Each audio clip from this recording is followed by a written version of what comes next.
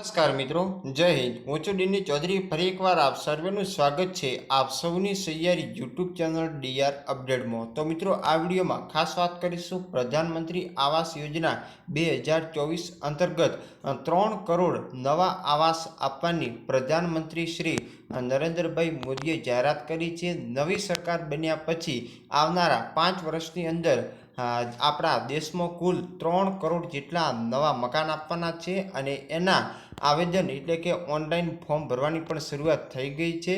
તો તમારે જો આ ફોર્મ ભરવું હોય તો તમારે કયા કયા ડોક્યુમેન્ટની જરૂર પડશે, સાથે સાથે આમાં કોણ કોણ અરજી કરી શકે છે, પાત્રતા શું હોય છે અને કુલ સહાયની રકમની વાત કરવામાં આવે તો 3 યોજનાઓ આમાં લાગુ પડે છે। પહેલી છે આવાસ માટેના 1,20,000 રૂપિયા, એના પછી બીજા નંબરની જે સહાય છે જે શૌચાલય બનાવવા માટે, અને ત્રીજા નંબરની જે તમારું જે કાયમની જે દિવસની ગણતરી થતી હોય મનરેગા અંતર્ગત તમને જેટલા દિવસ કામ ચાલે મહત્તમ 90 દિવસ સુધીની અલગથી પણ સહાય આપવામાં આવે છે અને ટોટલ 1,49,280 રૂપિયા જેટલી સહાય સીધી તમારા ખાતામાં આવતી હોય છે। એના વિશે આપણે સંપૂર્ણ વાત કરીશું, તો વિડીયો છેલ્લે સુધી જોતા રહેજો। ચેનલ પર ન હો તો સબસ્ક્રાઈબ કરી લો એટલે આવનાર તમામ માહિતી તમને મળતી રહેશે। તો ચાલો વિડીયો શરૂ કરીએ।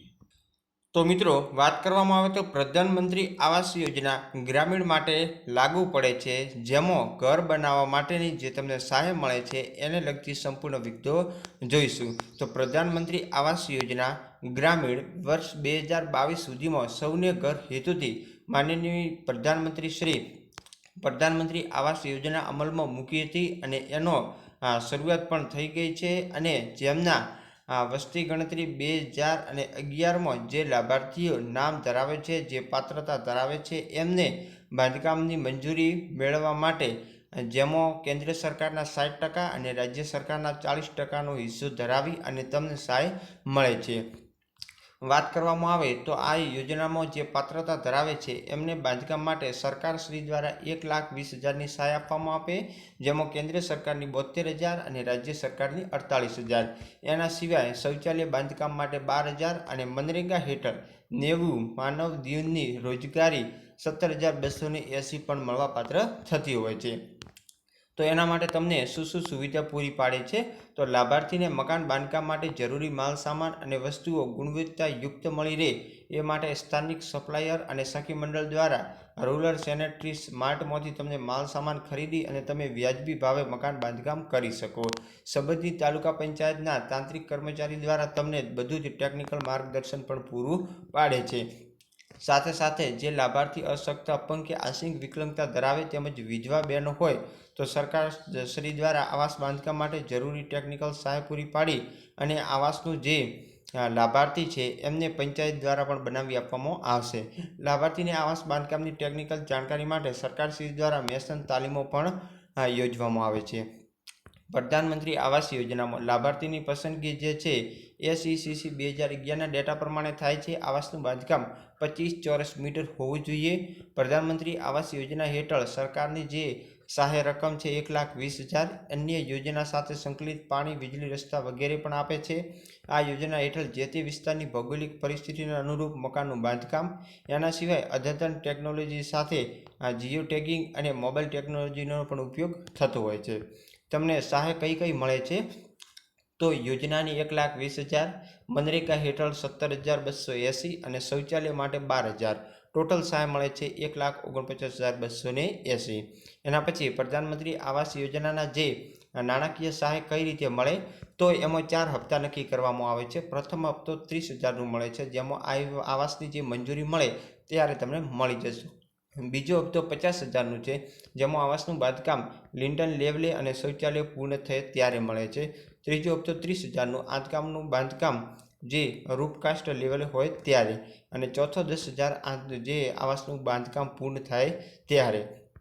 એના સિવાય જે આવાસ છે એનું બાંધકામ જે તે લાભાર્થીએ જાતે કરવાનું રહેતું હોય એના માટે કોઈ પણ ઇજારદાર કે ખાતાકીય રાહે કરાવવાનું નથી। એના સિવાય યોજનાનો જે પસંદગીનો ક્રમ હોય છે કઈ રીતે રહેતો હોય તો સૌથી પહેલાં વિધવા હોય, છૂટાછેડા અપાયેલ, તરછોડાયેલ સ્ત્રી, અત્યાચારનો ભોગ બનેલ સ્ત્રીઓ કે જે કુટુંબના વડા સ્ત્રી હોય એવા કપરો સંજોગોમાં મુકાયેલી. બીજા નંબરે માનસિક રીતે વિકલાંગ હોય, ઓછામાં ઓછી 40% વિકલાંગતા. ત્રીજામાં ઓછામાં ઓછી 40% અશક્તિ ધરાવતી. અને ચોથા નંબરે કિંઢક કે વયંઢક. મકાન ઓછામાં ઓછું તમારે 25 ચોરસ સેમી જમીન પર બનાવવાનું રહેતું હોય છે. અને લાભાર્થીને વહીવટી મંજૂરી મળ્યાની તારીખથી 1 વર્ષના સમયગાળામાં મકાનનું બાંધકામ પૂર્ણ કરવાનું રહેશે. લાભાર્થીને હપ્તાવાર રકમનું ચૂકવણું જે ફંડ ટ્રાન્સફર ઓર્ડર એટલે સીધું ખાતામાં કરશે. લાભાર્થી પોતાની માલિકીની જમીન અને પ્લોટ જે સરકાર દ્વારા ફાળવેલ હોય એ તમને હોવું જોઈએ. રાત દરે અપાયેલા પ્લોટમાં પણ બાંધકામ કરી શકો. લાભાર્થીને જે યોજના ગાઈડલાઇન નિર્દેશન મુજબ પોતાના હાલના આવાસના કે પોતાની માલિકીના પ્લોટનો ફોટોગ્રાફ આવાસનું બાંધકામ દરમિયાન એટલે કે લિંટલ લેવલ અથવા તો રૂફટ લેવલનો ફોટોગ્રાફ અને આવાસનું બાંધકામ પૂર્ણ થાય ત્યારે ફોટોગ્રાફ 3 તબક્કામાં જે આવાસ સોફ્ટવેરમાં પણ અપલોડ કરવાના રહેશે. ને આ ફોટોગ્રાફ ઓનલાઈન કે ઓફલાઈન બંને રીતે પણ અપલોડ કરી શકાશે. આવાસનું બાંધકામ લાભાર્થી પોતાની પસંદગી મુજબ જિલ્લા માટે નિયત કરેલ ટાઈપ ડિઝાઇનમાંથી પસંદ કરી અને ટાઇપોલોજી ડિઝાઇન અનુસાર પણ ઘર બનાવી શકશે. એમાં 44 પ્રકારના અલગ અલગ જે ઘરની ટાઈપો આપેલી છે. આવાસમાં શૌચાલયની સુવિધા ફરજિયાત રાખવાની રહેશે. સ્વચ્છ ભારત મિશન અને મનરેગા યોજના હેઠળ એનું પણ બાંધકામ કરી શકાય છે. એના પછી વાત કરવામાં આવે તો એને અલગ અલગ ઝોનમાં પણ વહેંચવામાં આવ્યા છે. એ ઝોનમાં છે કચ્છ અને બનાસકાંઠા. બી ઝોન ઉત્તર ગુજરાતમાં સાબરકાંઠા, અરવલ્લી, પાટણ અને મહેસાણા. સી ઝોનમાં ભાલ અને મધ્યપ્રદેશ જેમાં અમદાવાદ, ગાંધીનગર, ખેડા, મહીસાગર, આણંદ અને વડોદરા, ભરૂચ. ડી ડિવિઝન છે એમાં દક્ષિણ અને પૂર્વના ગુજરાતના જે રાજ્યો વલસાડ, નવસારી, સુરત, ડાંગ, તાપી, નર્મદા, પંચમહાલ, દાહોદ અને છોટાઉદેપુર. અને સૌરાષ્ટ્રનો જે ઈ ઝોન છે એમાં પણ જામનગર, જૂનાગઢ, પોરબંદર, અમરેલી, રાજકોટ, સુરેન્દ્રનગર, ભાવનગર, મોરબી, દેવભૂમિ, દ્વારકા, બોટાદ અને ગીર સોમનાથનો સમાવેશ થતો હોય છે. અને તમારે ઘરનો જે પ્રથમ હપ્તો હોય છે એ તમે નકશો તૈયાર કરો એટલે મળી જતો હોય છે. બીજા હપ્તા માટે તમે આટલું ઘર બનાવશો એટલે મળી જાય છે. ત્રીજો હપ્તા આ મુજબ મળે અને આખરી બાંધકામ પૂર્ણ થાય એટલે તમને ચોથા નંબરનો હપ્તો મળે.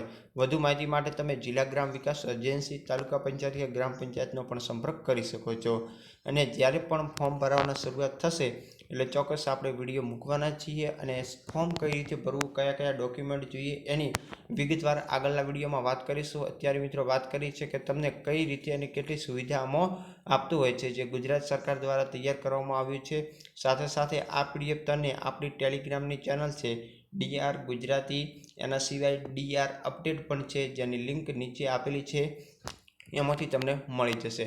સાથે સાથે વોટ્સઅપનો જે ગ્રુપ છે એના પણ તમને નંબર આપેલા છે જ્યાંથી તમે સંપર્ક કરી શકો અને વોટ્સઅપમાં એડ થઈ શકો.